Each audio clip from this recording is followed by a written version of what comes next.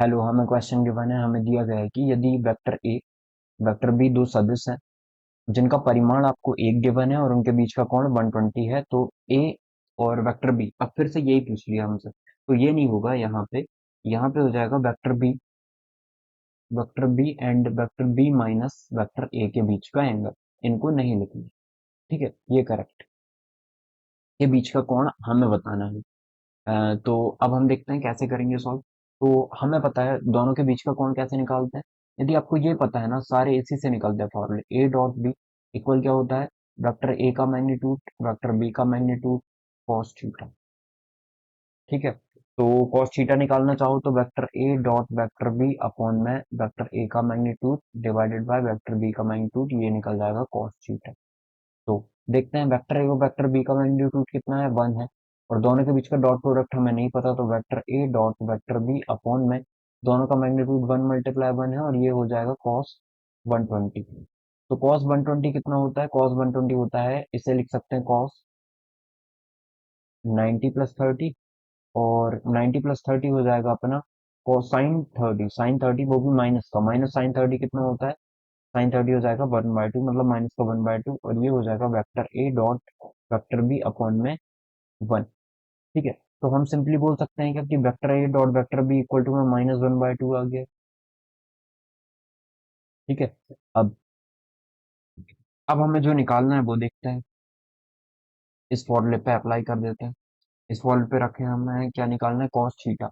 Cos theta equal to कितना हो जाएगा, vector B dot vector B minus vector A upon में vector B का मैग्नीट्यूड हो जाएगा और वेक्टर बी माइनस ए का भी मैग्नीट्यूड हो जाएगा। अब ये कैसे निकालोगे आप, ये तो वो निकालने के लिए आपको डायरेक्टली तो बता नहीं पाएंगे हम।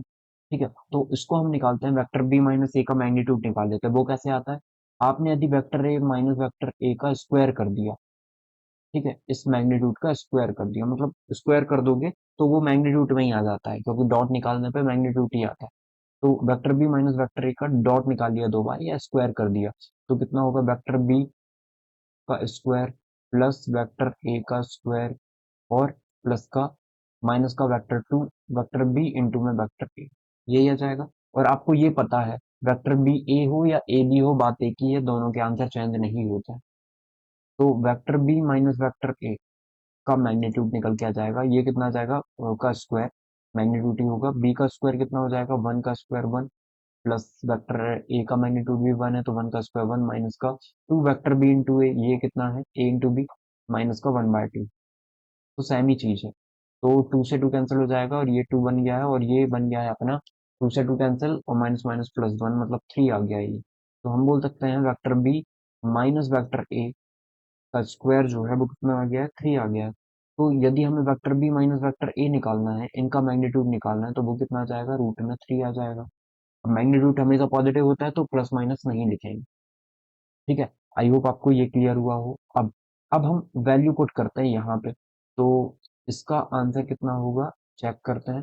तो ये cos थीटा इक्वल टू में हो जाएगा वेक्टर बी के बीच का ही कोण हमें बताना है। ठीक है, तो वेक्टर बी का एक काम करते हैं, मल्टीप्लाई कर देते हैं अंदर, तो वेक्टर बी का मैग्नीट्यूड हो जाएगा ये minus vector B dot vector A हो जाएगा अपॉन में कितना, वेक्टर बी का मैग्नीट्यूड कितना है, 1 है, और इसका मैग्नीट्यूड कितना है, √3 है। तो ये आ जाएगा हमारा cos थीटा इक्वल टू में वेक्टर बी का मैग्नीट्यूड 1 1 का स्क्वायर, इतना ही हो जाएगा। वेक्टर बी डॉट ए बोलें चाहे ए डॉट बी, बात एक ही होती है, दोनों की वैल्यू हमारी -1/2 ही।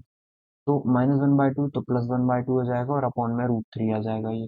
तो cos थीटा इक्वल टू में हो जाएगा 2 + 1 मतलब ऊपर जाएगा तो 3/2 अपॉन में √3, ये होगा।